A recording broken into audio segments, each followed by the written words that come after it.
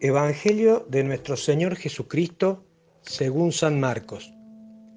Jesús decía a la multitud: el reino de Dios es como un hombre que echa la semilla en la tierra. Sea que duerma o se levante, de noche y de día, la semilla germina y va creciendo sin que él sepa cómo.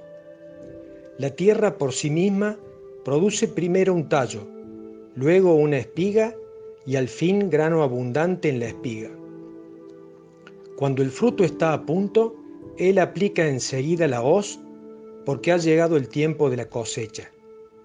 También decía: ¿con qué podríamos comparar el reino de Dios? ¿Qué parábola nos servirá para representarlo? Se parece a un grano de mostaza. Cuando se la siembra, es la más pequeña de todas las semillas de la tierra, pero una vez sembrada, crece y llega a ser la más grande de todas las hortalizas, y extiende tanto sus ramas que los pájaros del cielo se cobijan a su sombra. Y con muchas parábolas como estas, les anunciaba la palabra, en la medida en que ellos podían comprender. No les hablaba sino en parábolas, pero a sus propios discípulos en privado les explicaba todo. Es palabra de Dios. Gloria a ti, Señor Jesús. Este Evangelio se compone de dos parábolas y de una explicación final sobre cómo enseñaba Jesús. Siempre el Evangelio es buena noticia. ¿Por qué? Porque Jesús nos dice que nadie puede acabar con el reino de Dios, con el reinado de Jesucristo en el mundo, con el plan del Padre. El reino de Dios está en crecimiento aunque no lo parezca. Nadie puede detener ese crecimiento. Esto es algo que nos tiene que llenar de confianza y alegría. El contenido de la primera parábola podemos decir que es la iglesia. Los enemigos de la iglesia, los enemigos de Dios, están tratando de destruirla, de destruirlo. ¿Y por qué sucede esto?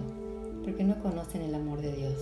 No saben que en la iglesia está el amor de Dios y que se comunica al mundo. Jesús nos lo dice en el Evangelio de hoy. Porque el reino de Dios es como el caso de un hombre que siembra el grano en la tierra. Duerma o se levante, de noche o de día, el grano brota y crece, sin que él lo sepa cómo.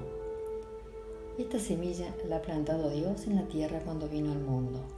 Después, nuestro Señor ascendió al Padre, pero sigue presente en el mundo. Está al mismo tiempo con el Padre y con nosotros. Igual que Dios Padre está en el cielo, pero está aquí con nosotros, porque Dios lo llena todo. Está presente en todos los lugares. Cristo ha sembrado ya la semilla del reino de Dios en el mundo y esa semilla crece sin que el labrador sepa cómo. La semilla es sembrada por Dios y Dios le da una fuerza invencible a esa semilla.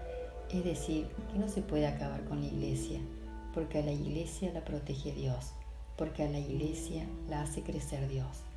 Esto se puede decir con mucha tranquilidad, con convicción, incluso en este momento en que el mundo, los medios de comunicación tienen tanto poder. Muchos piensan que a la iglesia va a desaparecer, pero tienen que saber, y nosotros también, que es imposible. No se puede derrotar a Dios, porque Él es omnipotente. No se puede derrotar a la iglesia, porque a la iglesia la protege Dios.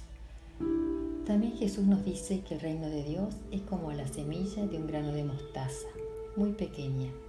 Parece insignificante, a punto de ser invisible de lo pequeña que es. A veces Dios también parece pequeño, porque se lo expulsa de todos lados. Parece que se lo hace desaparecer. Pero el reino de Dios es lo más grande, luego se extiende y nunca se puede parar. Nosotros, como cristianos, debemos sentir la necesidad de volver a lo esencial. Debemos volver a la siembra, al Evangelio. Debemos sembrar el proyecto de Dios en el ser humano, que lleva adentro una fuerza salvadora y transformadora que ya no depende del sembrador, sino de Dios. Cuando esa fuerza entra en la persona o en el grupo humano, allí comienza a crecer algo que a nosotros nos desborda. Debemos volver a la esperanza, a dar testimonios del reino de Dios. Debemos aprender de nuevo a valorar las cosas pequeñas y los pequeños gestos.